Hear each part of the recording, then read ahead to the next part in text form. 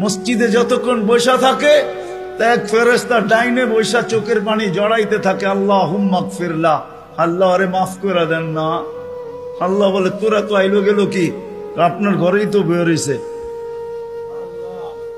আমাকে জিজ্ঞাসা করেন কেন তোর দিলে এত ব্যথা কেন? আপনার ঘরেই তো বের হইছে, বন্দা তো আপনারই সৃষ্টি, সেরা তো আপনিই বানাইছেন। ও যদিও না কান্দে তো আমি ওর পক্ষ হয়ে একটু কান্দতেছি, অসুবিধা কি? আরেকজন বলে আল্লাহুম্মা আরহাম আলাইহি, আল্লাহর উপরে দয়া করেন না। আপনার ঘরে বসে রইল, তারপরে যদি দয়া না করেন তো বাজারে গেলে করবেন, ওটা তো দয়ার জায়গাই না। কি করে না করে না দোয়া?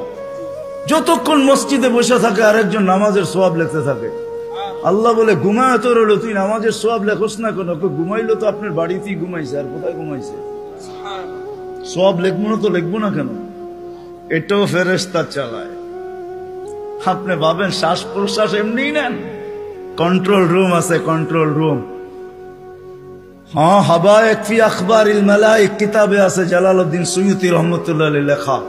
যখন শ্বাস নেই তো ফেরেশতা বলে আল্লাহ আমসিকা ওয়াতরুক, বন্ধ করে দিব না খোলা রাখবো?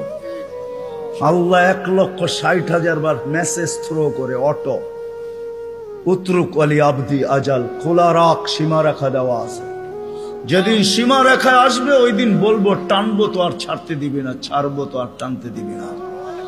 বিনা দ্বিধায় 1,60,000 বার শ্বাস প্রশ্বাস নিতেছি।